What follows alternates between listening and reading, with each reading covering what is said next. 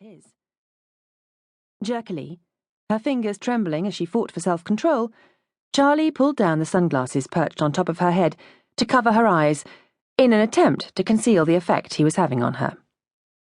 But it was too late. He had seen it, and the contempt she could see hardening his expression told her what he thought of her reaction to him.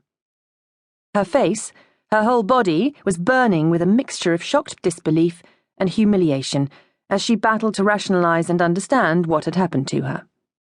She simply didn't ever react to men like that, and it shocked her that she had done so now, and to this man, of all men. She had an unnerving need to touch her own lips to see if they actually were as softly swollen as they felt. What had happened must be some kind of reaction to all the pressure and stress she had been under, Charley tried to rationalize. Why else would she be reacting in this uncharacteristic and dangerous way? Her senses, though, refused to be controlled.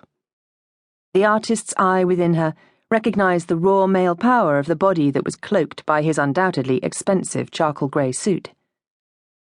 Beneath his clothes, he would have the kind of torso, and everything that went with it, that the medieval artists, for which Florence was so justly famous, had so loved to sculpt and paint. Too late she recognized that he was still waiting for her to respond to his question.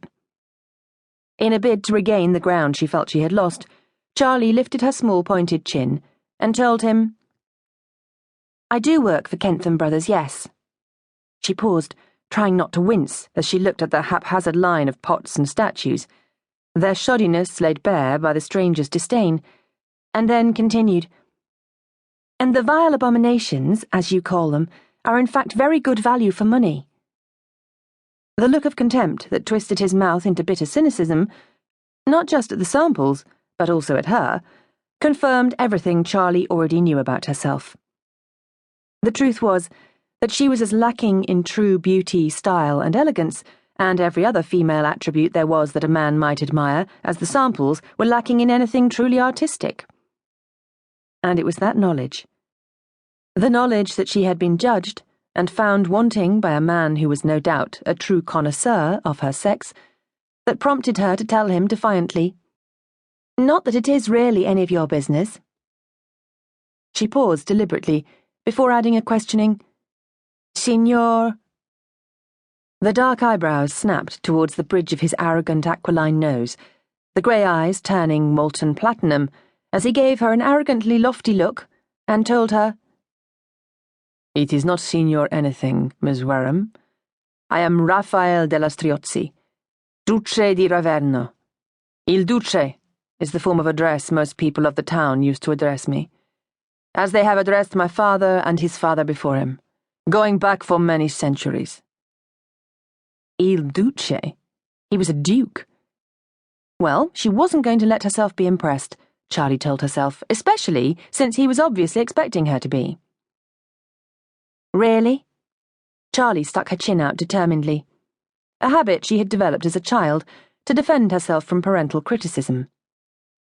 "Well, I should point out to you that this whole area is strictly off limits to the general public, titled or untitled, for their own safety. There are notices in place.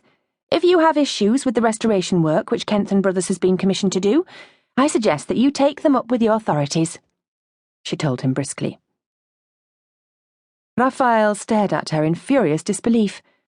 She, this Englishwoman, was daring to attempt to deny him access to this garden? "I am not the general public.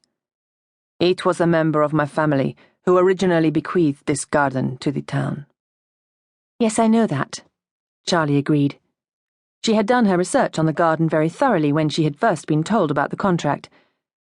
The garden was a gift to the townspeople from the wife of the first Duke, in thanks to them for praying for the birth of a son after 4 daughters. Raphael's mouth hardened into a grim line as he returned, "Thank you. I am well aware of the history of my family." But it was only when he had looked into the matter more thoroughly that he had discovered the ornamentation this woman intended to replace with hideous examples of modern mass production had originally been created by some of the Renaissance's most gifted artists. Now abandoned, damaged, and forgotten, the garden had been designed by a foremost